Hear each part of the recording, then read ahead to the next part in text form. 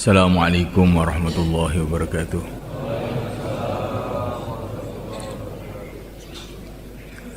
Innal hamdalillah nasta'inuhu wa nastaghfiruhu wa nu'minu bihi wa natawakkalu alayhi wa na'udzu bihi min shururi anfusina min sayyiati a'malina. من يهدي الله فلا مضل له ومن يضلل فلا هادي له أشهد أن لا إله إلا الله وحده لا شريك له وأشهد أن سيدنا ومولانا وحبيبنا محمدا عبده ورسوله اللهم صل وسلم وبارك عليه وعلى آله وأصحابه والتابعين لهم إلى يوم القيامة أما بعد فقد قال في كتابه الكريم إن الذين قالوا ربنا الله ثم استقاموا تتنزل عليهم الملائكة ألا تخافوا ولا تحزنوا وأبشروا بالجنة التي كنتم توعدون نحن أولياؤكم في الحياة الدنيا وفي الآخرة ولكم فيها ما تشتهي أنفسكم ولكم فيها ما تدعون نزلا من غفور رحيم ومن أحسن قولا ممن دعا إلى الله وعمل صالحا وقال إنني من المسلمين ولا تستوي الحسنة ولا السيئة ادفع بالتي هي أحسن فإذا الذي بينك وبينه عداوة كأنه ولي حميم وما يلقاها إلا الذين صبروا وما يلقاها إلا ذو حظ عظيم. Hadirin yang dimuliakan, dalam majelis kita ini kita akan sedikit mudzakarah mengenai karunia Allah yang Allah berikan kepada kita, di mana Allah Subhanahu wa taala telah menjadikan kita ini orang-orang masjid. Masjid ini adalah Baitullah. Semua rumah yang ada di dunia ini milik Allah. Enggak ada yang bukan milik Allah. Kerikil satu saja yang bukan milik Allah enggak ada. Tapi yang oleh Allah dikasih nama Baitullah hanya masjid. Karena begitu mulianya masjid di sisi Allah Subhanahu wa taala. Begitu mulianya masjid itu di sisi Allah Subhanahu wa taala. Sehingga kekasih-kekasih Allah, para nabi, para rasul, semua orang masjid. Begitu mulianya masjid itu di sisi Allah Subhanahu wa taala, seluruh para nabi orang masjid. Nabi yang pertama,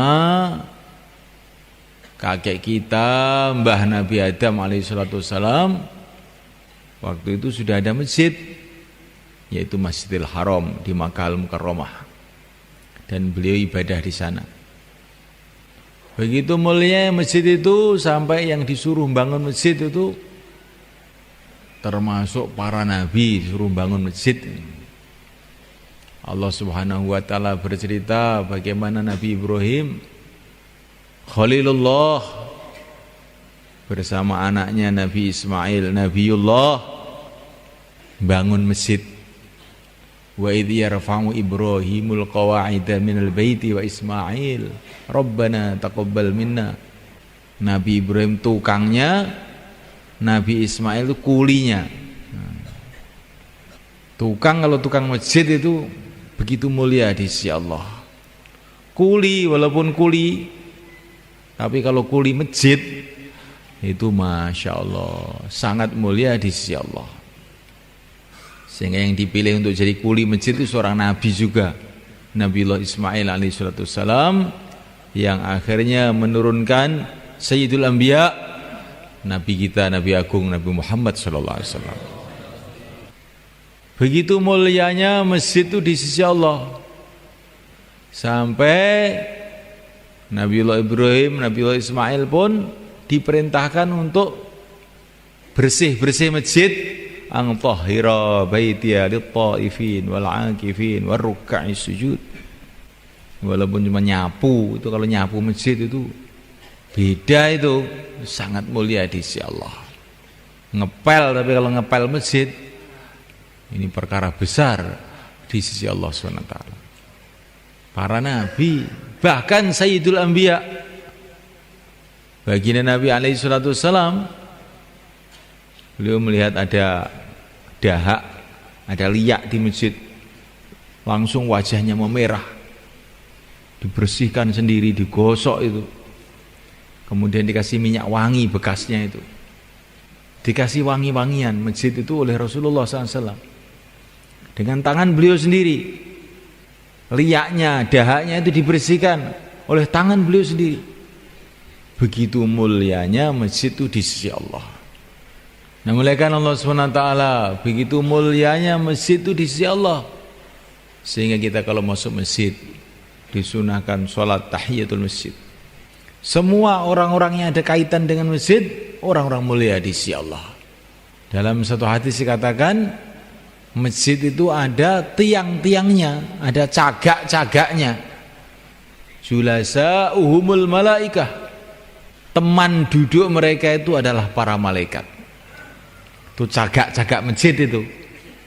Maksudnya orang-orang yang istiqomah di masjid, orang-orang ahli masjid, orang-orang yang rajin masjid.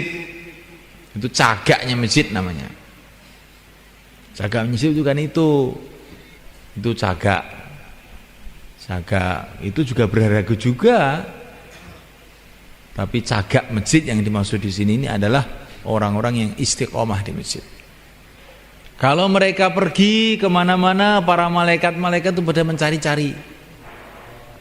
Kemana ini dia? Kemana ini dia? Kalau mereka sakit, malaikat-malaikat pada menjenguk ke rumah-rumahnya. Ini orang-orang yang istiqomah masjid itu. Ada seorang sahabat sakit, dijenguk oleh Rasulullah SAW. Maka sahabat tadi mengatakan, ya Rasulullah, baru saja dari sini ada orang menjenguk saya. Orangnya begitu ganteng, baunya begitu wangi, pokoknya nggak ada lah orang kayak dia.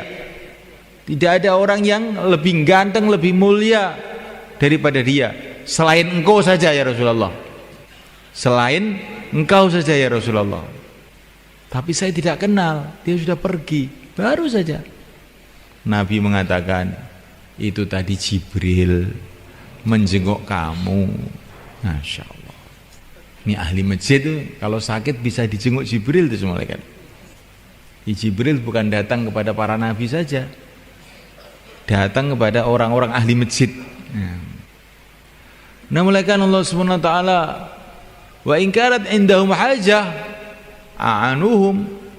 Orang-orang ahli masjid ini kalau mereka punya hajat-hajat, malaikat-malaikat akan digerakkan oleh Allah untuk membantu mereka.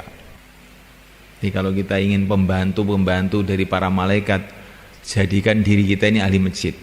Insyaallah mulai kan? Ini ahli masjid ini. Belum imam masjid. Masya Allah. Imam masjid ini mesti ahli masjid toh. Apa ada imam sekali imami terus pergi 1 bulan terus baru imami lagi? Biasanya imam tuh mesti istiqomah masjid. Biasanya loh.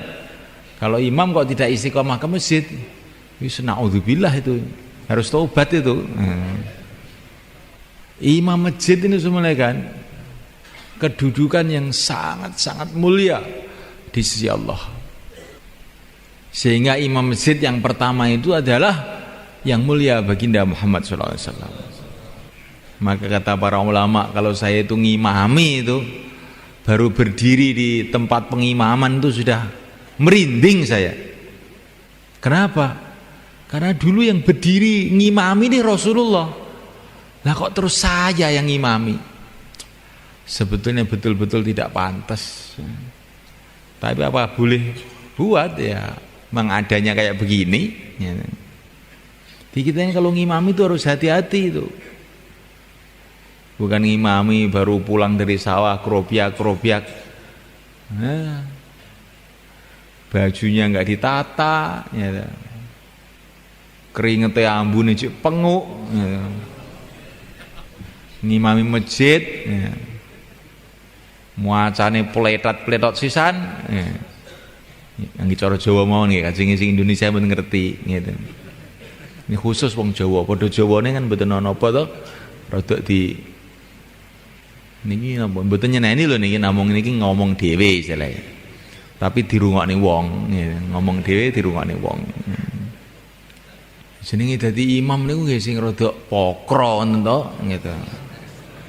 Sayyidina Abdullah bin Mas'ud itu kalau ngimami itu ya pakai pakaian yang layaknya jadi imam. Bukan ngimami pakai celana edel-edel. Imam opo ya. Mau menghadap pada Allah, mewakili Rasulullah kok kayak begitu gimana? Pakai pakaian yang terbaik untuk ngimami itu. Pakai wangi-wangian yang terwangi untuk ngimami itu. Karena dalam satu hadis dikatakan kalau imam itu tidak disukai sama makmumnya, itu nanti sholatnya nggak bisa naik ke langit. Jadi imam itu harus punya penampilan yang disukai oleh makmumnya. Imam itu harus punya akhlak yang disukai oleh makmumnya. Imam itu usahakan punya bacaan yang disukai sama makmumnya. Tapi syaratnya makmumnya yang benar loh. Ini bukan tarawih. Sukanya makmum saya itu yang cepat, Pak. Yasin, Allahu Akbar. Alif Lam Mim, Allahu Akbar. Oh. Nah iki kok ngimami kok ngono piye? Nah, senengane ngoten niku dadi kok nyenengne wong jarene. Iki seneng lha wong nek seneng ra bener aja dituruti, nggih. Seneng sing bener. Wong sing pancen pengen ngibadah suwane ngersane Allah tenan, mboten wong-wong ora genah dituruti rusak kabeh akhire. Kasih kan dipun muliakan. Jadi malaikat Allah Ta'ala imam itu harus usaha punya sifat-sifat yang disukai oleh makmumnya. Itu penting semua kan. Tapi kita buat yang demikian itu bukan karena makmumnya, bukan karena orang, tapi karena mencari ridho Allah. Saya menyenangkan makmum-makmum saya ini untuk mencari ridho Allah. Bacanya yang bagus, Fatihahnya yang bagus, surat-suratnya yang bagus, apalagi tarawih ini yang tumakninah semulaikan. Karena syaitan itu banyak menipu kita. Sholat tarawih itu dibikin begitu cepat, ya, super cepat, ya. Sampai Fatihahnya dipotong-potong, ya, korting, ya. Nggak ada baca donga iftitah kabiro walhamdulillah katsira, sudah nggak ada. Itu sunnah loh. Kalau sunnah itu harus ditinggal gitu apa gimana? Setiap sunnah ditinggalkan, akhirnya sunnah itu jadi haram akhirnya lama-lama jadinya. Baca donga iftitah itu yang sempurna walaupun itu salat sunnah. Kalau tidak kita usaha menyempurnakan salat kita, akhirnya perasaan kita ini beribadah tapi tidak ada nilainya beribadah di sisi Allah. Baca yang bagus, rukuknya yang tumaknina, sujudnya yang tumaknina. Kita sholat 2 rakaat, tumaknina tertib lebih baik daripada 1.000.000 rakaat tidak tertib. Iya nggak semuanya kan? 1.000.000 rakaat nggak tertib, namanya bukan sholat. 2 rakaat tertib, ini namanya sholat yang akan ada nilai besar di sisi Allah. Tapi jangan dijadikan alasan. Kalau begitu nanti tarawih 2 rakaat saja, Pak. Jangan. Ya, daripada panjang tarawih 20, tetapi cepat-cepat lebih baik 2 rakaat tapi tumakninah. Kalau urusan agama itu jangan kamu bilang begitu. Kalau urusan dunia kita ini nerimo, udah ini aja cukup. Pakai sambal juga sudah nggak apa-apa. Tapi kalau urusan agama, kesempatan kita amal itu cuma sekali di dunia ini. Sebentar lagi kita akan mati, tidak ada kesempatan amal. Ya jangan 2 rakaat toh ini. Orang-orang dulu semua kan, ulama-ulama dulu, para tabi'in, sholat itu bukan Ramadan ini, ratusan rakaat tiap hari, salat sunnah itu. Bukan Ramadan itu. Sebagaimana kita baca dalam kitab taklim itu, bagaimana Sayyidina Ali Zainal Abidin, ini cucunya Rasulullah, anaknya Sayyidina Husain, sholatnya sehari semalam, ini bukan Ramadan, 1000 rakaat. Apa kita ini nggak malu kalau kita ini ngaku mengikuti para ulama-ulama, mengikuti orang-orang soleh? Ramadan kok terus minta korting itu bagaimana? Minimal 20 tarawih itu. Insyaallah mulai kan? Itu jumhurul ulama itu tarawih itu 20. Bukan 11. 11 boleh apa enggak? Saya tidak bilang boleh atau tidak. Pokoknya para sahabat itu dulu 20. Saya tidak bicara boleh atau tidak. Itu nanti di pondok itu nanti kalau boleh atau tidak itu. Sekarang ini kita ini maunya semua 20. Di Mekah sekarang juga 20, di Madinah 20. Di tempat kita pun 20, tarawih 20. Gimana mulakan? Para sahabat 20.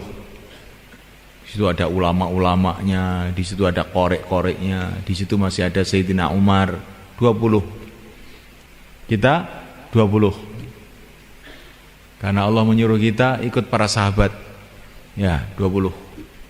Witir paling sedikit 3. Kalau witirnya mau 11 bagus. Insyaallah mulai kan? Di 11 itu witirnya tok. Nah, bukan tarawihnya 11, bukan. Nah, kalau mau tambah lagi lebih baik lagi. Ada orang bilang dalilnya begini, dalilnya. Pokoknya saya mau mateng saja.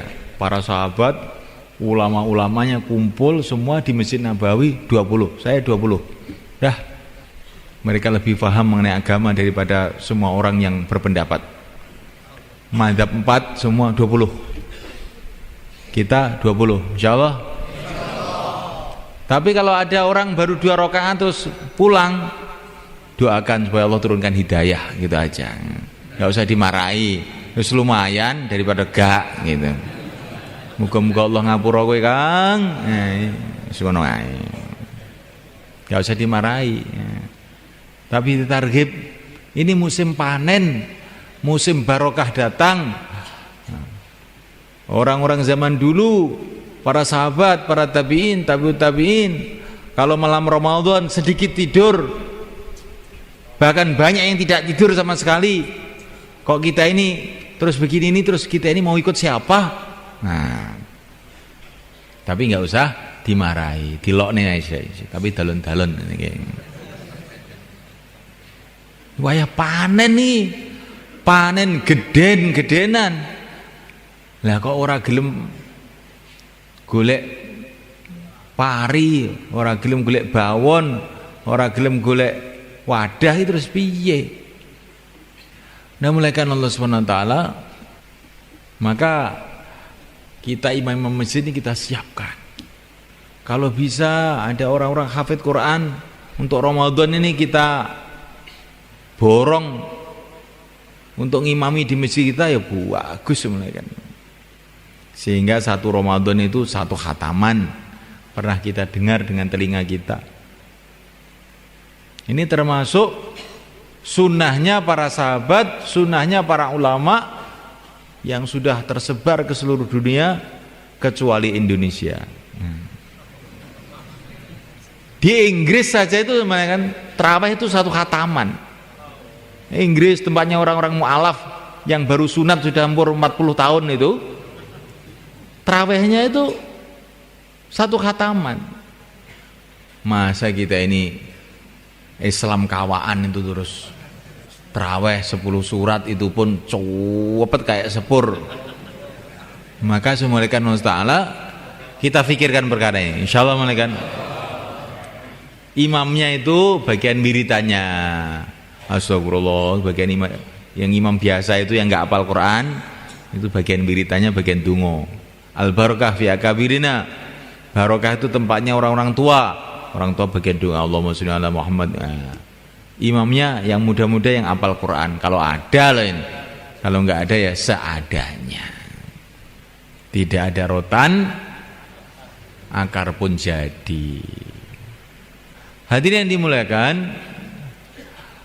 jadi imam itu bagaimana kita fikirkan untuk meningkatkan bacaannya, meningkatkan fikirnya. Imam itu Masya Allah, kalau zaman dulu itu semuanya kan namanya imam sholat itu ya imam masyarakat dalam agama. Ketika Rasulullah akan wafat semuanya kan, beliau sudah sakit keras tidak bisa ngimami, beliau memerintahkan Sayyidina Abu Bakar suruh ngimami. Maka setelah Rasulullah dipanggil oleh Allah, para sahabat ini musyawarah. Sekarang pimpinan masyarakat Islam ini Rasulullah sudah dipanggil oleh Allah. Terus sekarang yang memimpin masyarakat ini siapa ini? Kan masyarakat harus ada pimpinannya. Maka para sahabat mengatakan, lah yang suruh ngimami itu Abu Bakar, ya yang mimpin masyarakat ya Abu Bakar. Itu cara pikirin sahabat. Jadi imam sholat tuh bukan hanya imam sholat, imam kehidupan masyarakat. Jadi contoh untuk memimpin masyarakat, menuntun masyarakat menuju kebaikan, menuju ridha Allah. Maka dalam hadis dikatakan al-imamu dhamin. Imam itu menjamin. Kalau katanya orang ahli fikih, al-imamu dhamin itu kalau ada makmum ketinggalan, makmum masbuk itu, maka dia tidak sempat baca Fatihah langsung ikut rukuk, maka bacaan Fatihahnya ditanggung sama imam. Itu kalau bahasan fikih. Tapi katanya orang tabligh itu dhamin, iman tuh menjamin, tuh bukan hanya menjamin urusan sholat, menjamin bertanggung jawab bagaimana seluruh masyarakat itu amal agama. Insyaallah kan. Jadi imam itu ada rasa tanggung jawab. Kayak Sayyidina Umar radhiyallahu ta'ala anhu, habis sholat subuh dilihat makmumnya ini. Loh, Sulaiman kok nggak ada? Kemana ini Sulaiman? Nggak ada yang tahu. Langsung Sayyidina Umar habis sholat subuh itu pergi ke rumahnya Sulaiman. Ternyata Sulaiman masih tidur di rumah. Sayyidina Umar tanya kepada ibunya, Sulaiman kemana? Enggak ke masjid subuh. Ya Amirul Mukminin, ini Sulaiman tahajud semalam suntuk, enggak tidur tadi malam itu. Datang waktu subuh dia langsung sholat subuh di rumah, terus tidur di rumah. Sekarang bangkong. Sayyidina Umar mengatakan, saya lebih suka Sulaiman tidur semalam suntuk tapi sholat jamaah subuh, bukan malah dibalik. Malam tidak tidur tahajud, subuh enggak jamaah. Jangan gitu. Ini namanya ini al-imamu dhamin. Imam itu bertanggung jawab, ada mikir. Jangan imam makmumnya hilang, makmumnya mati, makmumnya sudah enggak tahu. Nah, ini namanya imamnya tidak bertanggung jawab namanya. Imam itu harus mikir, hari ini yang makmum berapa nih? 3 orang. Padahal orang sekitar masjid sini ini ada 50 orang, yang lain kemana ini? Harus saya cari satu persatu sampai 50 orang ke masjid semua. Insyaallah kan? Itu baru namanya imam itu ada tanggung jawab agama. Karena imam itu adalah kedudukannya Rasulullah dulunya itu semuanya. Sebagaimana Rasulullah itu memikirkan umat, siang malam menangis untuk umat, bergerak untuk umat, maka kita ini yang jadi ahli masjid, khususnya imamnya, ada tanggung jawab untuk memikirkan umat juga. Insyaallah kan. Sekarang muadzinnya Rasulullah itu adalah Sayyidina Bilal. Ini Sayyidina Bilal ini Masya Allah dipilih oleh Allah jadi muadzin. Kenapa? Kata para ulama, karena dia layak, pantas untuk mengingatkan orang kepada Allah, itu pantas. Karena dia sudah lulus ujiannya ketika masuk Islam, disuweret di padang pasir, gebuki setengah mati, mulutnya ahad, Allah satu. Jadi dalam keadaan setengah mati, beliau masih mengingati Allah. Maka ini berarti ujian lulus. Dia setengah mati masih mengingati Allah. Untuk mengingatkan orang kepada Allah itu cocok orang begini ini. Ini ujiannya muadzin ini. Kalau muadzin ditempeleng Allah, alhamdulillah. Nah, ini lulus berarti. Kalau belum begitu, belum lulus. Diseret-seret karena agama. Allah, ini ujiannya muadzin. Kita punya muadzin begitu enggak? Muadzin malah diserahkan anak-anak kecil. Allah Akbar. Terus pujian enggak karu-karuan ngalor ngidul. Yang tua-tua apa sudah mati semua? Muadzin tuh carikan orang-orang seperti Sayyidina Bilal. Jadi orang yang risau agama, prihatin agama, susah payah untuk agama.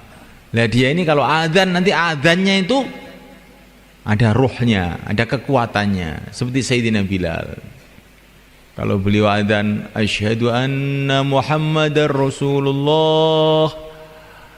Setelah wafatnya Rasulullah, orang Madinah itu pada nangis semua ingat Rasulullah.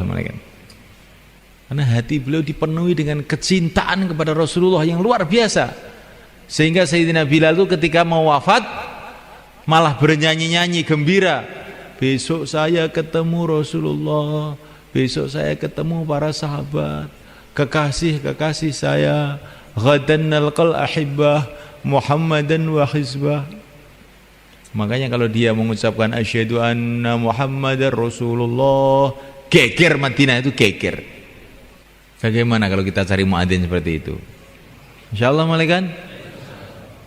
Maknanya itu muadzin itu harus cari orang yang sungguh-sungguh gitu loh semua kan. Kalau nggak ada yang kayak Sayyidina Bilal ya jangan nemen-nemen gitu loh. Habis ngerokok nggak kumur, nggak apa, ke masjid Allah. Iya ada nopo ya, wis gak bermutu belas ini, gak ngopi asisan. Ini ki masjid kita kaya ngeten iki, Pak. Lah wong Islam niku jantunge niku masjid. Nek wis masjid iki wis englak-englek kaya ngoten niku mungkin amalan-amalan liyane biasanya wis tambah nemen akhire. Di masjid iki imame medendeng, muadzine medendeng, makmume tenanan. Nah insyaallah masjid kita di asbab hidayah sehingga nyedot tiang-tiang melebet teng masjid, ngibadah teng masjid, ndamal amalan teng masjid. Insyaallah mungkin. Jadi masjid itu kenapa tidak bisa menyedot itu? Karena amalan di masjid itu lemah. Kalau amalan di masjid itu kuat, orang itu akan kesedot ke masjid, nggak bisa tidak. Jadi kalau orang-orang tidak pergi ke masjid, tetangga-tetangga masjid tidak pergi ke masjid, kita jangan nyalahkan orang dulu. Tapi amalan masjid kita kuatkan.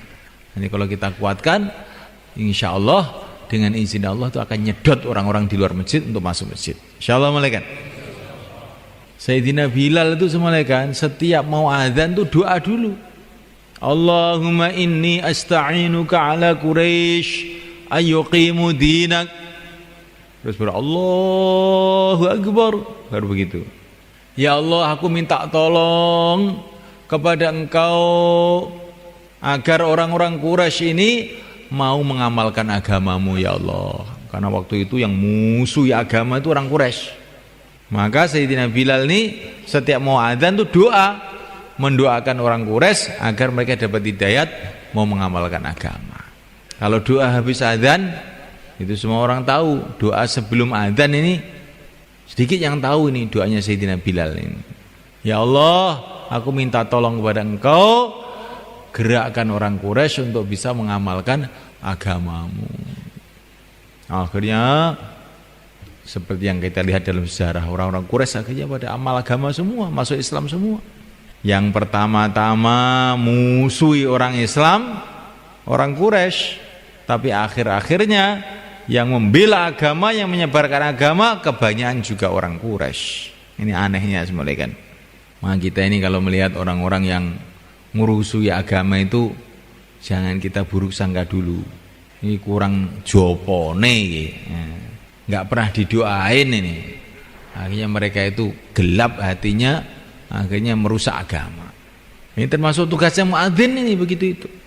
Maka imam masjid itu ada fikir, muadzinnya ada fikir, makmumnya setiap sholat doa untuk umat, ihdinas siratal mustaqim.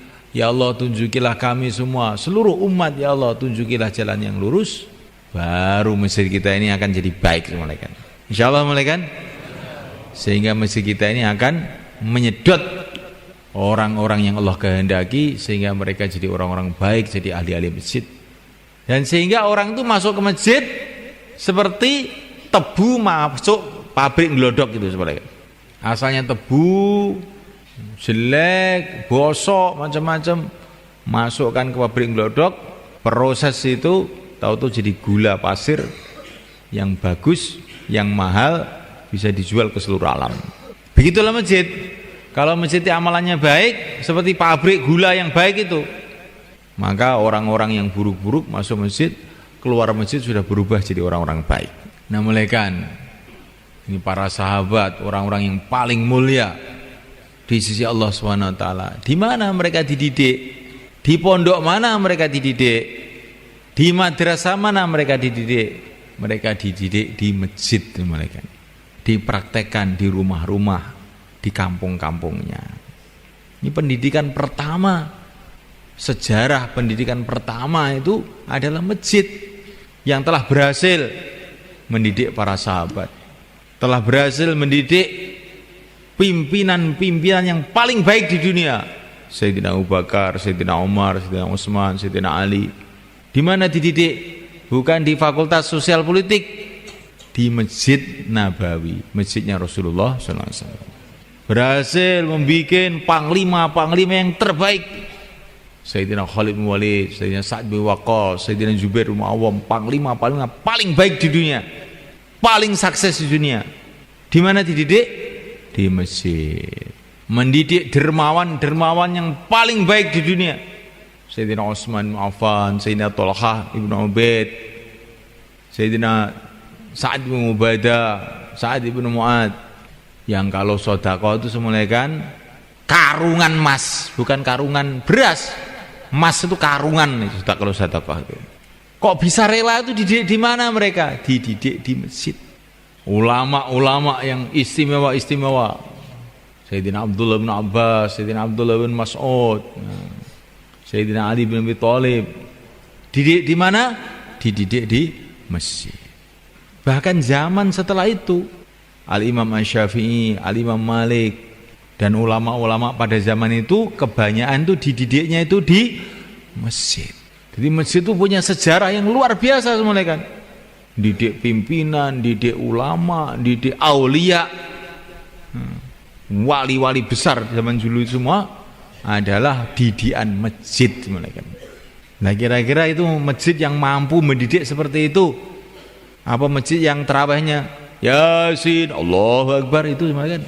Nah ini tempat saya itu tidak ada yang hafal Quran itu gimana? Nah, makanya anaknya aja sekolah SMP SMA, imam masjid anaknya kan ngapalnya Quran. Insyaallah kan?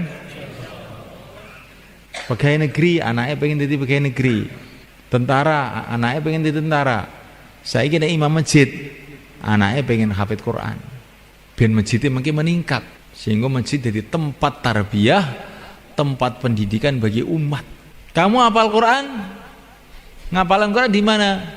Oh di masjid sana. Zaman dulu tuh gitu kan. Kamu belajar hadis di mana? Di masjid sana. Kamu belajar fikih di mana? Di masjid sana. Itu zaman dulu tuh begitu. Karena masjid-masjid itu jadi pusat agama, pusat ilmu, pusat ibadah, pusat doa, pusat semua kehidupan yang baik-baik.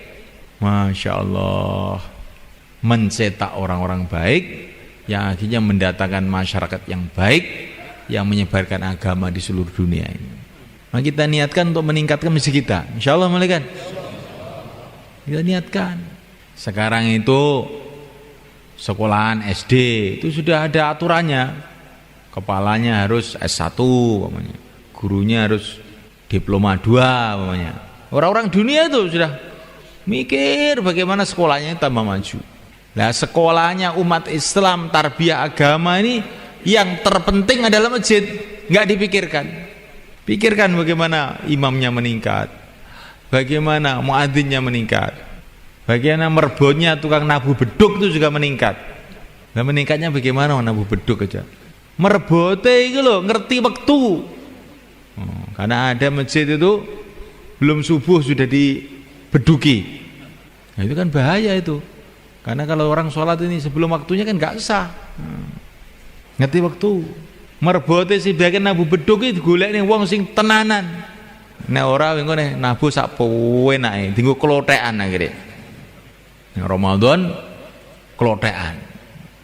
Lah masjid nggo klothekan iki piye ta? Jadi saya malaikat Allah Subhanahu wa taala masjid kita tingkatkan malaikat. Semuanya kita tingkatkan. Itu termasuk fasilitas-fasilitas zuhir pun kita tingkatkan. Baitullah kita mau yang datang ke masjid itu ada tamu-tamu Allah. Bikin WC yang bagus. Rumahnya WC yang sudah diperbaiki, masjid kok nggak diperbaiki? Mana cinta kamu kepada Baitullah itu? Airnya dipenuhi semua. Ini mau Ramadan cek semua, sanyo-sanyo, kompo-kompo, karan-keran, cek. Untuk apa? Untuk ikram tamu-tamu Allah.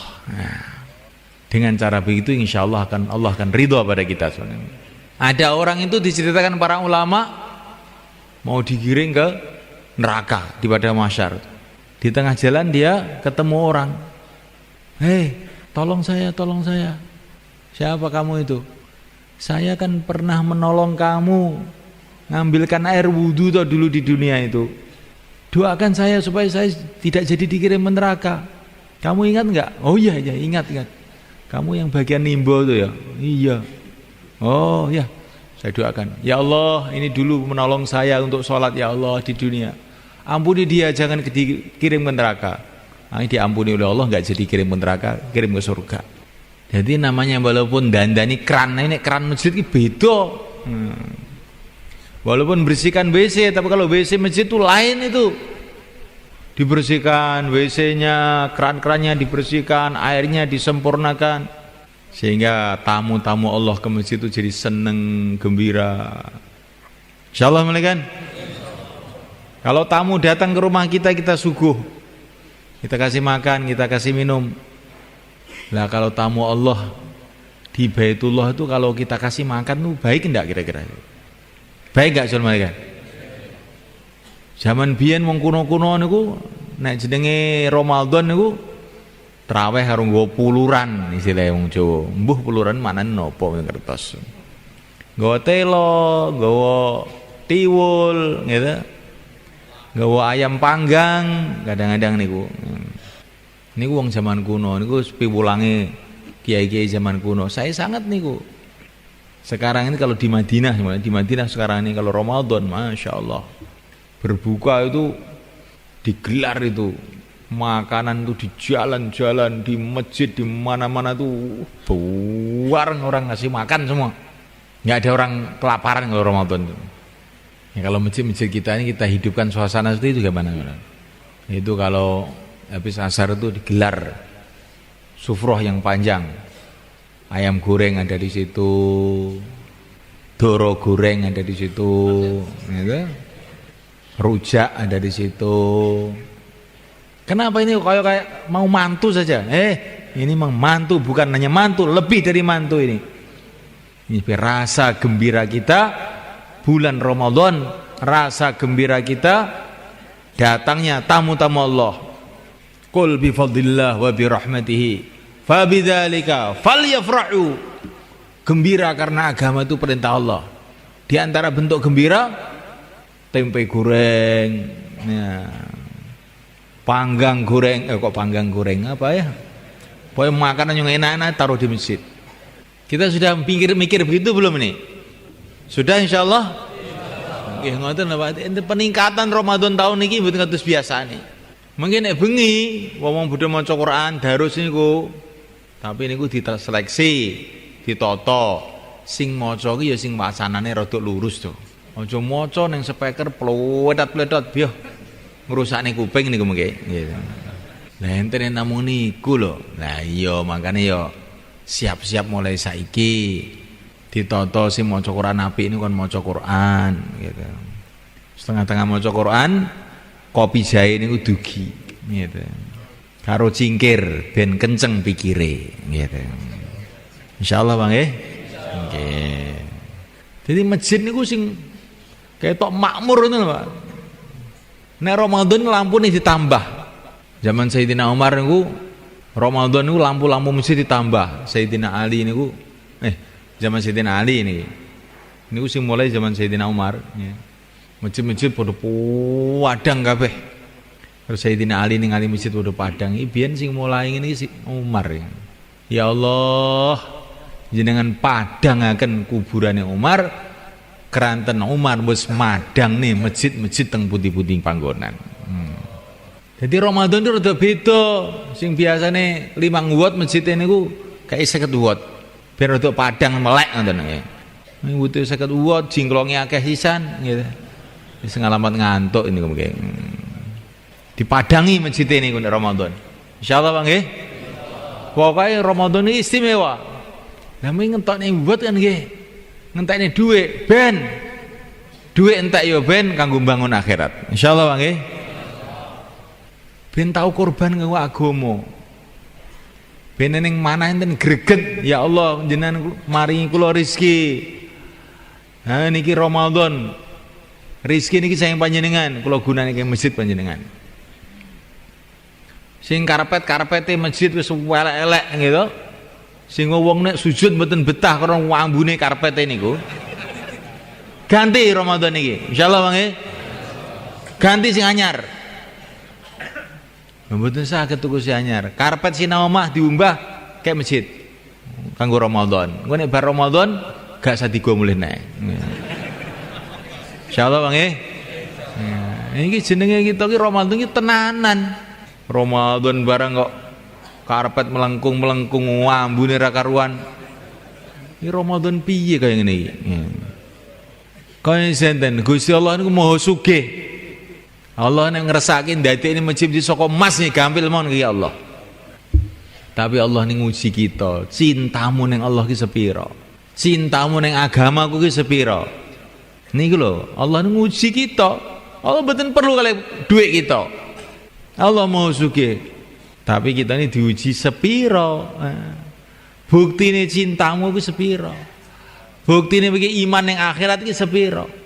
Nah niki Ramadan niki kita ketinggalaken dan kersane Allah. Insyaallah Bang nggih. Masyaallah. Ditarghib jamaah-jamaah masjid ditarghib nek Ramadan niki nyambut gaene rada disuda. Nek biasane kowe esuk teko ngasar Ramadan untuk suda lah teko dhuwur wis leren. Nek iso ngoten niku. Terus ndang turu sing bengi iso tarawih, iso tahajud melek tenanan. Insyaallah Bang nggih. Nenek kita niki Ramadan awan ning sawah terus sampai teko ngasar. Ya insyaallah nggih karek ngantuke mengki dalu niku. Sehingga mboten ngrasakne kenikmatane Ramadan niku mboten krasa. Amal agama ini semulaikan Allah Ta'ala akan terasa nikmat itu karo komplit. Seperti masakan itu. Ada nasinya, ada sambelnya, ada kerupuknya, ya. Ada ayam gorengnya, ya. Terus piringnya juga bersih, makannya hanya enak. Tapi kalau tidak komplit, ada nasinya nggak ada lauknya, cuman garam tok, nggak akan bisa dinikmati. Garam tok nggak ada nasinya, nggak bisa dinikmati. Semua sudah ada, tapi berambangnya nggak ada, nggak bisa dinikmati. Gulanya nggak ada, nggak bisa dinikmati. Begitu juga amalan agama sebenarnya. Kalau amalan agama ini komplit, nikmat agama ini. Tidak ada yang lebih nikmat, tidak ada yang lebih lezat melebihi agama. Sehingga para nabi siap mati karena agama. Karena saking lezatnya agama, saking indahnya agama itu. Jadi enggak komplit, nikmatnya kurang. Maka Ramadan kita kompliti. Puasanya kita kompliti, tarawihnya kita kompliti, tahajudnya kita kompliti. Sedekahnya kita kompliti. Suasana akhlak kasih sayangnya kita kompliti. Maka kalau komplit semua jadinya terasa nikmat Ramadan itu. Sehingga Ramadan itu seperti yang diceritakan dalam Quran. kutiba alaikumusiyam kama kutiba alal ladzina min qablikum la'allakum tattaqun. Selesai Ramadan berubah menjadi orang-orang takwa. Ramadan itu tarbiyah la'allakum tattaqun, sehingga kalau dikerjakan semuanya akhirnya menjadi orang-orang takwa, hatinya tawajuh kepada Allah, akhlaknya jadi baik, ibadahnya jadi khusyuk, rindu kepada negeri akhirat. Ramadan itu begitu semuanya kan. Tapi kalau nggak komplit, kita kerjakan ala kadarnya, nanti nikmatnya kurang. Kula niki wiritan kok mboten saged nikmat kurang suwi. Jare lungguh 4 jam ngono ora krasa. Tapi nek nggur wiritan epek baru turu, epek gak tahu nikmat engko. Kula niki salat kok mboten saged khusyuk terus kurang suwi. Salat balapannya sepur khusyuk piye? Njajal tarawih iki rodok suwi. 2 jam ngono, ora krasa. Saestu di samping syarat-syarat lintune lho, panganane sing halal, atine madhep tenan ning Gusti Allah. Di samping niku wektu didawakne niku penting, napa mawon kudu didawakne. Khususnya Ramadan niku. Salate didawakne, tarawih didawakne, zikir didawakne, maca Qur'annya didawakne. Niki insyaallah badhe krasa kenikmatan ini. Insyaallah kita niat semulaikan. Kemudian semulaikan Allah Subhanahu wa taala, Masya Allah. Ramadan ini juga punya sejarah yang luar biasa. Ketika Rasulullah datang ke Madinah, semulaikan, itu orang Islam juga sudah banyak, tapi orang kafir juga masih banyak. Tapi setelah tahun 2 pas Ramadan perang Badar, maka berbondong-bondong orang-orang kafir Madinah itu pada masuk Islam. Begitu juga Makkah. Makkah itu Fathu Makkah, gerudukannya orang Makkah masuk Islam itu, gerudukannya orang Makkah masuk Islam itu waktu Ramadan juga. Tahun 8 Hijrah itu. Jadi ringkasnya itu Makkah Madinah itu banyak datang hidayah itu waktu Ramadan. Ya ini apa ini maksudnya semuanya kan? Maksudnya bagus sekali kalau Ramadan itu untuk usaha hidayah untuk diri kita, untuk umat. Usaha hidayah itu pokoknya adalah usaha ajak-ajak, usaha dakwah itu. Itu Ramadan cocok. Hati manusia itu bulan Ramadan itu lebih lembut daripada sebelum Ramadan. Karena pada bulan Ramadan itu hati manusia itu setannya itu pada lari, sehingga mudah didatangi hidayah. Maka jangan kita sia-siakan Ramadan ini untuk ngajak orang pada kebaikan. Insyaallah mulaikan. Jangan pula lupa doa, Masya Allah. Karena doa-doa waktu Ramadan nilainya berbeda, khususnya waktu berbuka, waktu sahur, waktu kita ini lapar. Apalagi kita ini sedang lapar puasa, terus di sekitar kita itu ada orang-orang yang tidak puasa. Itu nilai puasa kita tambah tinggi. Malaikat-malaikat akan berdoa buat kita. Kan kita kan safar atau waktu Ramadan kadang-kadang safar ke Madiun, kemana. Di sana banyak orang tidak puasa umpamanya. Semoga tahun ini pada puasa semua. Justru itu akan meningkatkan nilai puasa kita sabar. Insyaallah malaikat. Nah malaikat Allah SWT, pokoknya yang ringkasnya semulaikan kita syukurilah semulaikan. Kita menjadi orang-orang masjid, jadi khotim masjid. Sampai budaya di negeri Arab sana malaikat. Budaya ini, saya tidak bicara sunnah tapi budaya. Di negeri Arab itu kalau namanya raja itu, raja di Hijaz itu gelarnya itu bukan macam-macam. Di antara gelar yang paling mereka hormati itu Khatimul Haramain Asy-Syarifain, Khatim Masjidil Haram dan Masjid Nabawi. Jadi raja-raja itu gelarnya di sana itu pelayan masjid Mekah, pelayan masjid Madinah. Masyarakat itu tahu bahwa melayani masjid itu betul-betul satu perkara yang besar. Sampai di pintu Ka'bah itu ditulis Khatimul Haramain Asy-Syarifain. Pelayan masjid Masjidil Haram, Masjid Nabawi. Jadi kita ini melayani masjid itu gembira, syukur, seneng. Dan terus kita berpikir bagaimana masjid kita ini jadi sarana tarbiyah untuk semua orang yang masuk di masjid, dan bagaimana masjid kita ini seperti Masjid Nabawi jadi penyebaran agama ke seluruh dunia. Tersebarnya agama ke Jawa, ke Madura, ke seluruh Indonesia, seluruh dunia ini dimulai dari masjidnya Rasulullah SAW. Maka Wali Songo dulu itu heran, ajib itu, mereka tahu betul itu, mementingkan betul urusan masjid. Ketika mereka mau bikin ibu kota di Demak, itu bukan bangun istana, bukan bangun kantor, bangun masjid. Itu Mbah Sunan Ngampel, Mbah Sunan Giri, Sunan Kalijogo, bareng-bareng bangun masjid Demak, sampai sekarang masih ada.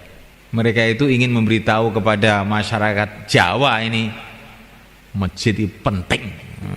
Insyaallah mulai kan? Masjid itu penting. Rasulullah di Madinah sebelum bangun rumah, bangun masjid. Bukan hanya itu saja, Nabi Adam belum datang ke dunia, sebagian riwayat mengatakan Allah kirim malaikat-malaikat bangun masjid dulu untuk persiapan kedatangan Nabi Adam. Jadi orang Islam dengan masjid ini sudah nggak bisa dipisahkan. Kita harus senang dengan masjid itu, senang. Kecintaan kita kepada masjid ini kita buktikan dengan meningkatkan seluruh amal-amal masjid, ibadahnya, dakwahnya, ngajinya, suasana kasih sayangnya, ikromnya, khidmatnya.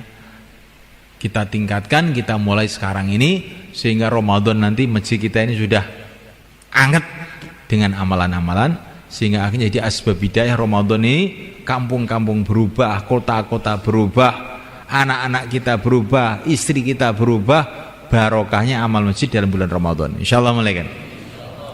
Untuk itu semulaikan, ini ada dua kerja kita sekarang.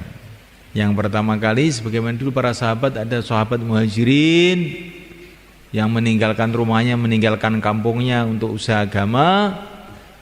Yang kedua ada sahabat Ansor yang menolong, membantu orang muhajirin dalam usaha-usaha mereka. Tapi tidak ada Ansor kalau tidak ada muhajirin. Maka takmir-takmir masjid, merebut masjid, jadi Ansor yang baik.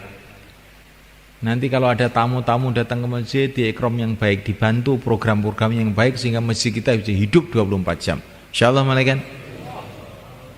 Kemudian malaikat ta'ala, kita harus membentuk orang-orang yang keluar masuk ke masjid-masjid untuk menguatkan amal-amal masjid itu. Ada yang keluar untuk menguatkan amal-amal masjid, ada yang menyambut di masjid-masjid untuk kerjasama.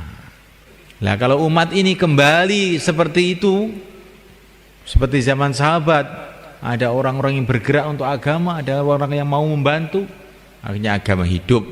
Kalau agama hidup, barokah datang dari semua arah. Ketenteraman, ketenangan, barokah, ya, keamanan, kasih sayang akan wujud kalau agama diamalkan. Agama diamalkan mulainya dari masjid.